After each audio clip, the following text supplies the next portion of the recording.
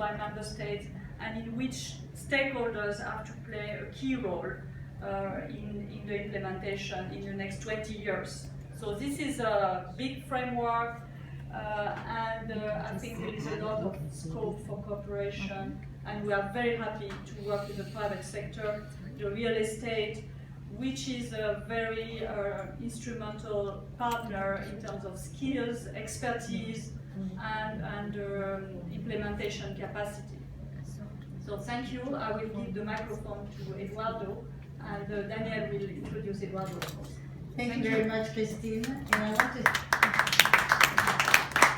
to mention that the conference you were referring to is going to happen at the FIAPSI stand on the fourth floor at the FIAPSI Pavilion at 3 o'clock today, from 3 to 4. And there's a very, very interesting information for all of you real estate experts that you'll find during that conference. Eduardo Moreno is the Director of Research and Capacity Building at UN Habitat. He is also the coordinator of the City Prosperity Initiative, and we want to hear about that. Thank you. Good morning to all of you. Let me start asking two questions that I would like to respond in 5 minutes. One is why the City Prosperity Index and the initiative is important, and the second, why the FIAPSI UN Habitat relationship is important. In the last years, there was a proliferation of indexes in the world, measuring city, measuring urbanization, measuring components of development. In Singapore, the Livable Center Index. In India, the Transformative City Index or Urban Index. In Latin America, the Environmental Index, etc.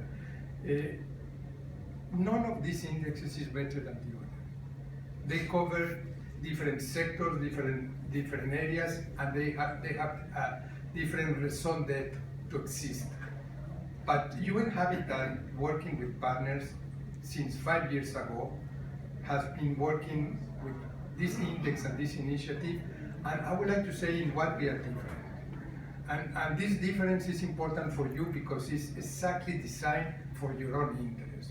Number one is that in our knowledge is the only index in the world that uses the city as the object of analysis, in which the space itself is one of the components. Most of the indexes are socioeconomic variables or indicators. UN Habitat Index considers the city as a vector of change or as a vector of where development and urbanization is taking place. So we measure through spatial indicators a certain number of issues that are related to the form of the city, the functionality of the city, densities of the city that are extremely important for development, the expansion of city growth, the environmental conditions in terms of spatial analysis, and none of the other indices integrate variables of space like this one. Second, a very fundamental thing is that City Prosperity Index and the initiative has been designed in a way that is not the addition of indicators, but the interaction of the indicators. In other words, we want to know if in a specific study or city or work that we are doing, one dimension affects the other dimension. Most of the indexes, you just calculate one index or indicator and you add them in terms of composite values. Here, for instance, in one moment, when you study one city, you will realize that inequality in the city may affect productivity, or productivity may affect the environment in terms of economic development. And this integration that we call positive and negative, sometimes interrelation of the variables and the dimensions, is what the index is operating in such a way that sometimes a city that is performing well in 3 or 4 areas can be penalized in another area where it's not performing well. So these interactions are extremely important component. A third element, and perhaps there are others that do that, but in a different way, is that we can work from the micro level, neighborhood, areas, zones, municipalities, to higher levels of aggregation, which can be large urban agglomerations, metropolis, up to regions, and sometimes at the country level. So we have at different levels of analysis and scale that are integrated for policy purposes. And why we don't call it only an index but an initiative which is a third or fourth component that is important for you to know. UN Habitat, because of demand, that being a UN agency, we don't have neither the interest or the possibility of profits.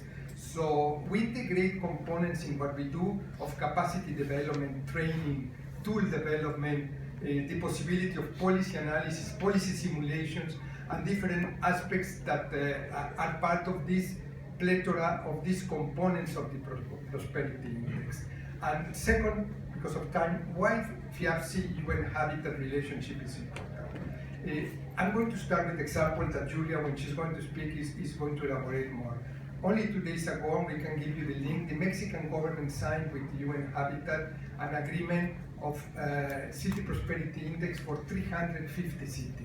350 cities in which, and this is the interesting thing for you, is the housing sector in Mexico, is the housing bank that wants to understand and use the index to see how massive housing operations are impacting over different dimensions of development, prosperity, sustainability. The index is exactly designed for that purpose. And working with FIAPSI, what we want to do, and working with you, is to analyze in any of your specific operations, for instance, how housing can reduce in one moment CO2 emissions, contribute to the environment, can have productive economic activities, can have multiplicatory effects in terms of land values, development analysis, land capture analysis for the municipality to use resources for other projects. It's putting housing at the center of the analysis,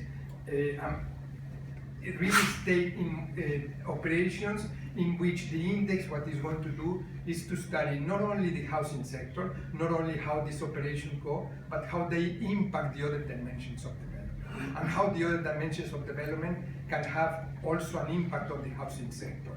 This is what the index is doing. And our relationship with FIAPSI is extremely important for us because we know that working with you, we will have a great opportunity to understand and to see in the world how these important real estate operations are having sustainability possible impacts and results or not.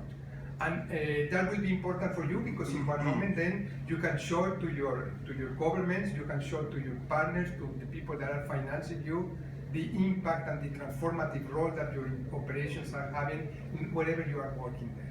And in that sense, it's a visibility tool. And to conclude, and Julia is going to also to elaborate on this, is that we are going to launch a sort of open bidding process, friendly open bidding process, in which we are going to ask some of you to apply to join this initiative, because we would like from now up to September, which is very short in terms of time, for the General Assembly in New York to showcase some of your interventions, but to showcase with real data, with information, with transparency, with accountability, that we have a tool that is measuring this transformative impact that you are having in your interventions. And also at the same time to say, when you are not having it, to tell you what is missing and how you can improve for other operations. It's really a tool that you need from the measurement side to the connection to policies and the connections of process-oriented and performance.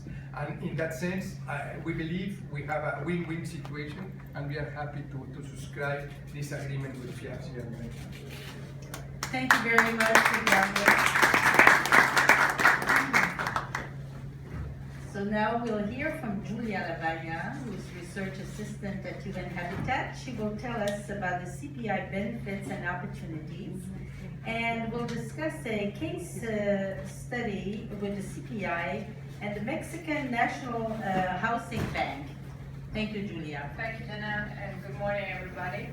So, as Eduardo mentioned, the City Prosperity Initiative, it is an opportunity for cities and our partners to really know and have information and data to take the right decision. So we in UN Habitat, we believe, and I'm sure that in your business, you do know that you need information before taking a big decision. Before planning an investment, you want to gather all the data and all the information to know that you are planning the right thing.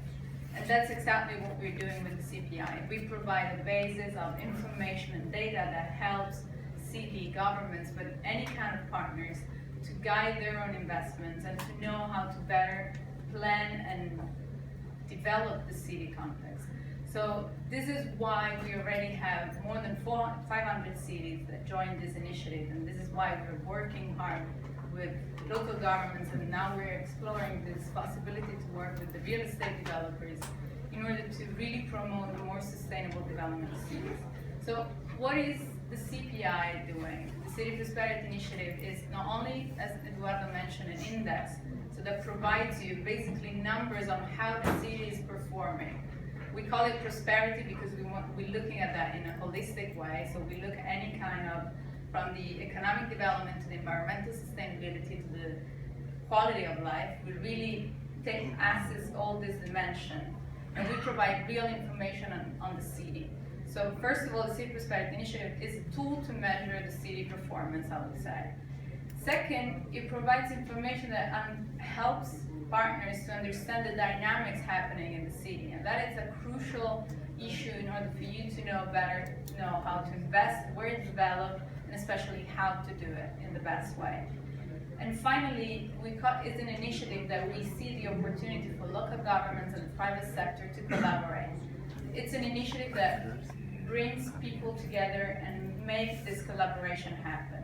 It actually facilitates the communication between the private sector and the local governments, because it's a city that gathers the perspective of all of them and helps the city to communicate better with its stakeholders. So as Danielle mentioned, I would like to just explore a little bit this case study with Infonavit, which is the National Mexican Housing Bank, that, as Eduardo said, is now implementing almost in 400 cities in Mexico, and they decided to take this opportunity with CPI because they really want to explore how better direct the housing approach and how to really create a new institutional strategy. And this is what the CPI is helping them to do. We're conducting this assessment in Mexico with them, and after having all the information, we support them in creating a new institutional strategies for them to really understand how to develop a new housing strategy in order to build in a sustainable way, which is both sustainable for the city and for them. So, as Eduardo said, we will be opening a call for a selected number of cities to be presented at the General Assembly in September. So we invite you all to participate, to bring your city, your case study, and to work with us to make that best practice that can be presented worldwide. So thank you for FIAPSI to hosting us, and It's a pleasure. The floor to you now. Thank you very much. I see we have a bright future. If already 300 Mexican cities, 350, are using the CPI, I think our cooperation will be really meaningful. Thank you. I would like now to hear from Mr. Enrico Campagnoli, our past world president 2010-2015, and president of the International Organizations Committee of FIAPSI. Really, Enrico has been instrumental in proceeding with this initiative and this cooperation. And he's going to speak today about the city sustainability assessment, the relevance of the private real estate sector, its contribution and cooperation with local national authorities. Thank you, Enrico. Good morning to everybody. As past president, in some way I can represent our relevance has been the cooperation and the contribution of the private real estate sector with local national entities and the UN entities. I think that I use the slides because few words are important, but few images are more important. And we have a long story of cooperation with UN-Habitat since many years, many years, with non-governmental organization, NGO Committee on Human Settlements in UN-Habitat for many years in New York, with our president René Frank. And in the slide that you see, I go through very quickly. I don't speak about the fact that our organization brought inside the UN system in Istanbul Plus 5 2001 in April another sort of theory that has been very relevant for all the UN system. That has been applied and used in UNEC REM, in UNEC region, and you see here in the slide. I start just from 2008, when in front of a crisis, a subsidiary body of the nation, UNEC REM, has been organized, by, as you see by the press release, by FIAPSI in New York, at New York, headquarters of UN, an event that was very relevant because the participation of Deputy General Secretary of the United Nations, Rosy Vigilo, invited to prepare a document to avoid future crises. And after 2 years, this document has been approved by the nation of Geneva, ECOSOC, UNEC technically, and has been presented in a meeting organized by FIAPSI in Ukraine, in Portugal, in Italy, in Russia, in United States, Capitol building, with participation of part of the state, in UNEC meeting. It means not in private meeting, most of them were organized by FIAPSI. FIAPSI translated several languages, has been presented also at meeting. You see on the screen, the private sector in 2010, March 2010, has been presented at meeting, and in a very successful way has been presented. Arab League has been presented in China. But you see the second part of the slide, a very relevant moment that is interesting what they are speaking now, the assessment of the sustainability of the city. Because till Rio Plus 20, everybody was speaking about sustainability, but nobody has clear what it is, how to measure it, how to go on, how to consider concretely what is sustainable, not is sustainable. And in Rio Plus 20, come up in an event organized by our Brazilian chapter, and some ideas. And you see that the next step has been an agreement, memorandum of understanding with United Nations Global Capacity Program in Dubai, and after in Luxembourg, in Innovative, to make a software according a methodology of circular sustainability. And according to this understanding, we made the software. After I go to explain why this is not going on, but sometimes there is also instability inside this structure of United Nations. But we was in front to an event that happened every 20 years. Habitat first in Vancouver, 1976. Habitat second in Istanbul, and now, yesterday, in 2016, October, Quito. And in Quito, we had to present a proposal as private real estate sector. And you see on the screen, I don't enter, I have not the time to explain about the two orders. One is this, and will be rewritten for our World Congress, the book that you see. But we presented an online system to make the measurement of the sustainability of the cities according to this methodology. And we made an event with participation of UN Habitat, and came out naturally the idea, first of all, I go back. We need to go in habitat free from UNEC, you see what is UNEC in green on the left, to the world, because the prevision is that in next 20 years, Europe will be a very big part of the world. So we have to think as a real estate industry, representing the private real estate to a world situation. Well, we arrive now the idea you see on the screen, our software that is running, and that has been adapted to the indicators of CPI, and that is giving a contribution, I think, to a quantitative way that is actually not wrong, but all the details will be this afternoon, much more detail in a meeting between 3 and 4 at our pavilion upstairs, to give to a quantitative way a qualitative analysis that is very concrete, simple, reliable, easy to understand, and much more important, involving the people.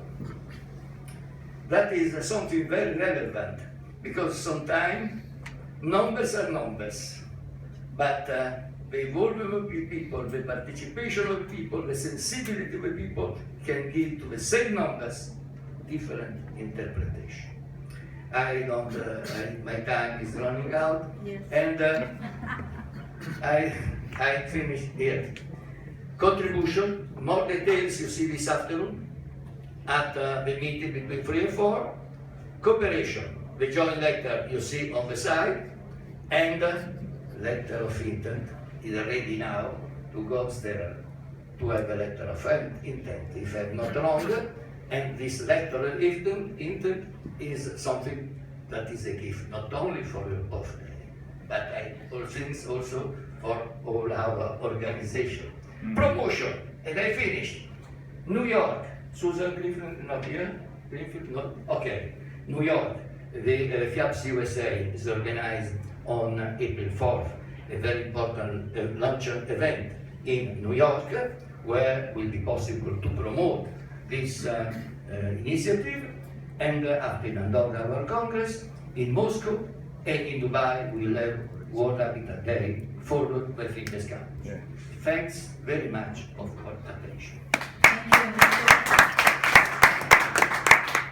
We have the last intervention, but I would like you during that time also to prepare your questions. I would like to have a period of questions before we end this meeting. So now I would like to ask Mr. Farooq Mahmood, Chairman and Managing Director at the Silver Line Group in Bangalore, India, President of FIAPSI India, and who will be our World President of FIAPSI in 2017-18, starting his mandate at our Congress in Andorra in late May.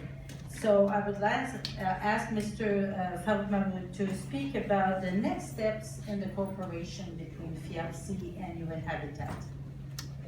Thank you, Madam President, dignitaries on the dais, Mr. Eduardo, Ms. Christine, Julia, and our President Kirkor, past President Enrico. I don't have much to say after all the veterans have spoken, but I'd like to emphasize on a couple of points. One, what Eduardo mentioned and Christine mentioned about India, the growing potential of having the software implemented there is a great position that will show its true worth and how it can be implemented in complex situations. We have a program there known as Housing for All, where 85 million homes are to be constructed in the next couple of years. Now, with all good intent, there's a dream and there's a reality. Now, to fill the gap, only time will tell whether we're going to achieve that or not. But I think this software can play a very vital and important role in India to just the CPI. And I think the software is going to be excellent. It will prove itself once it's done there. The second aspect of it, what I would like to say is, the past leadership has supported this initiative. I think the current is giving it the thrust, and I assure you the future leadership of FIAPSI will give it the same amount of push or even more if necessary to make sure that we move forward. It's not just signing of the LOI that we have today, we have the MOU, and the most important part is the implementation. I think, as they say, the proof of the pudding is in the eating. We've got to implement this, see how it works out, what are the market surveys on this, whether it needs improvement, it needs change, adaptability.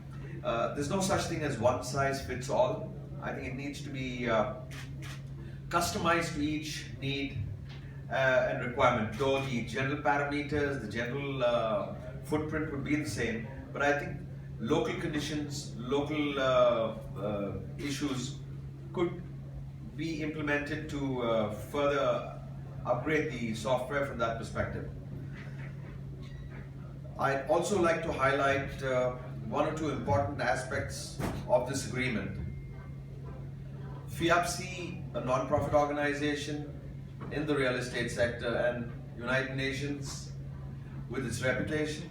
I think this is a win-win situation for both, and both are non-profit organizations, and I think this new partnership that we're forging ahead will build bridges and will show the world how partnership between two NGOs can work and how we can make it work well.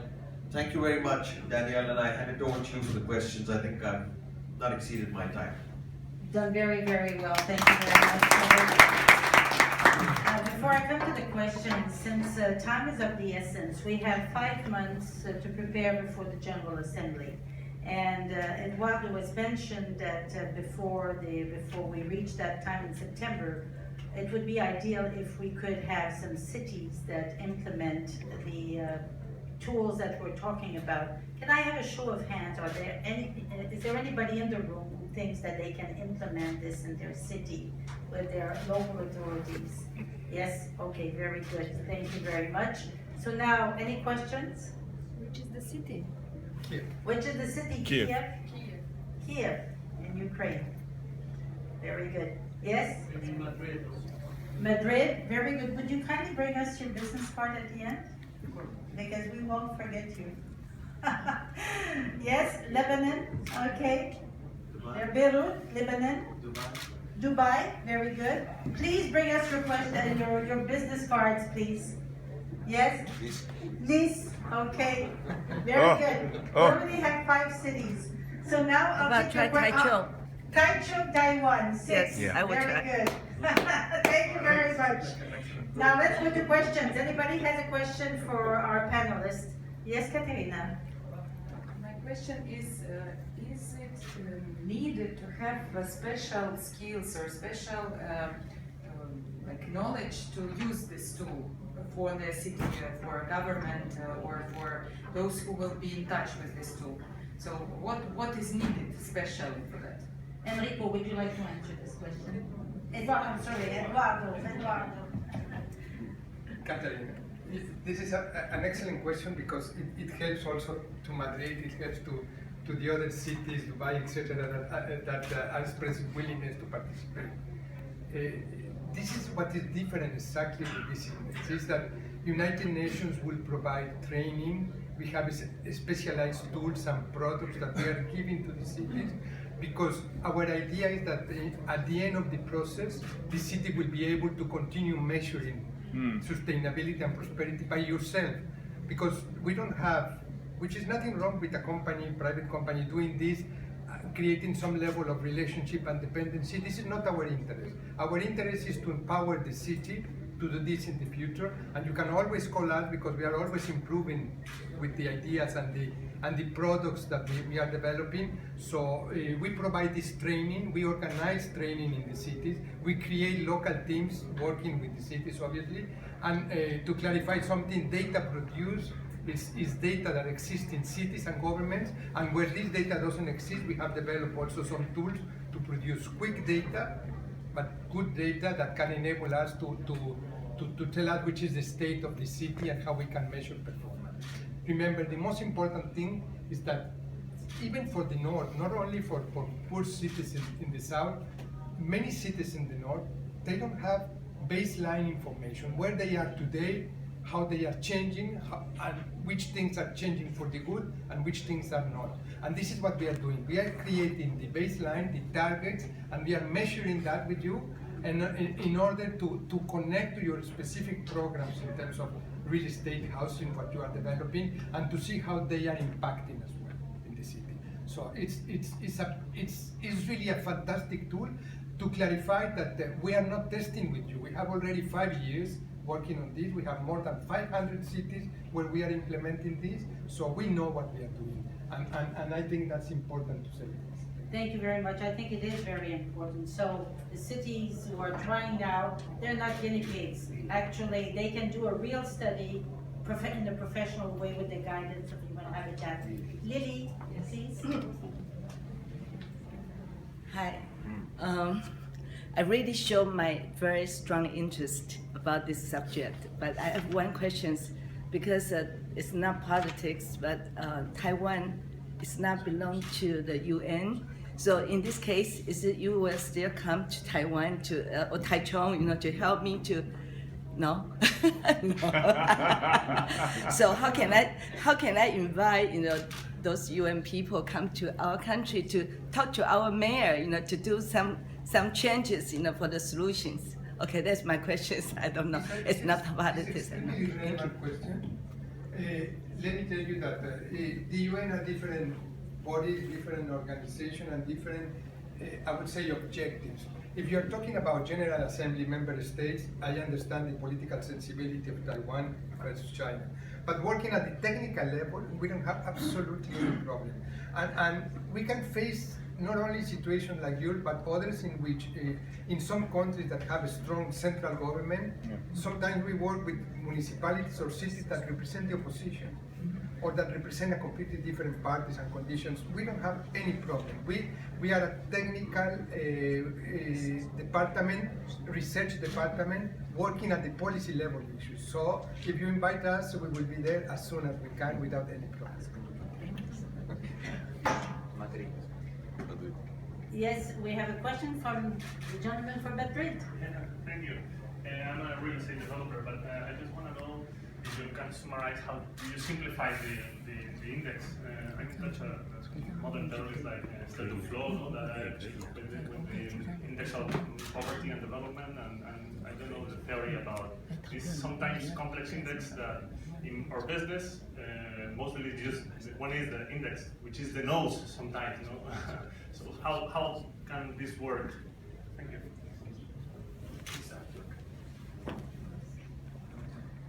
Well, I think we have something this afternoon on this topic. Yes, I was just inquiring to respond to our colleague from Madrid. Today we have at 3 o'clock, you can come, a presentation exactly on the index. So you are invited, but it doesn't prevent me to say something now. The first thing is that we created an index that wants to capture, if I can say, the integrity of the city. We call it a holistic index in which we extract from the city the most important components that are related to development, which have to do, for instance, how productive cities are. And then you have a certain number of indicators inside this that have to do with the generation of jobs, employment, and unemployment. But as I said, why we are different, because already other indexes are capturing productivity, is how the city itself contributes or not to productivity.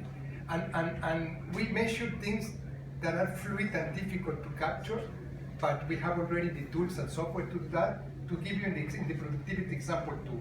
One, how city generates what the economists call economies of agglomeration. In other words, some forms of economic density in the city that is prone for the generation of jobs. How densities, residential densities, infrastructure densities contribute to innovation and productivity in cities. And also how the connectivity of the city in terms of streets, in terms of transport, can contribute or not to productivity. In other words, instead of analyzing sectorally productivity or transport, we put them together. And sometimes, and this is what happened in reality, for instance, there was a World Urban Forum in Medellin, which is a very innovative city in Colombia, but the connectivity factor of the city is extremely poor. So productivity is hampered by connectivity, and the index penalized this. But the objective is not to penalize, is to understand how these interactions can be improved in order to make the city to work better. So to tell you, there are 6 dimensions with a certain number of indicators, and something that I didn't mention in my first intervention, and another very interesting difference with many indexes in the world is that, number one, we have created something that we call a basic index that compares Kiev with Mexico with Madrid, in what these cities are different or the same. But then we have another level that we call contextual, in which the objective is not to compare, but to see what is specific for your city, even in the same country. For instance, we are working in Saudi Arabia, in which we have for Jeddah in the port part, some indicators related to the productivity of the port and the environmental conditions that the port is generating in terms of pollution, etc. But we have Mecca, in which we have indicators associated to religious, tourism, and development. And these difference of indicators are captured by the index, because the main objective, and I repeat, the main objective is not only measurement, it's not a metric, it's a policy. It's a policy dialogue. It's a way in which we want to tell you how to improve over time development. And if may I respond just one more thing, we have 0 minutes to talk. That's right, exactly. 30 seconds is to say that for a city of the size of Madrid, as we are working, for instance, in other large agglomerations, Mexico, Bogota, is to measure the prosperity in subsectors of the city. They can be municipalities, they can be councils, they can be counties, they can be communes in France, and all this gives you the possibility to understand how the city performs in the different components of the city, because one aggregated value for such a large agglomeration doesn't tell too much. But what tells you, and this is the case in Bogota, that the difference of one neighborhood or that one municipality compared with the other is so big that it's larger than one city to another city. So inside the sense. Thank you very much, Eduardo. Well, I think we have to have the last question at the end. Yes. Maybe you want, because we have to leave the room now. There's another conference. So maybe you want to ask the panelists directly. I thank the panelists very much for their intervention. I invite you all at the 3 o'clock in our booth. And right now, there's going to be the signature of the letter of intent in the FIAPSI Pavilion. So you're all welcome. Thank you very much.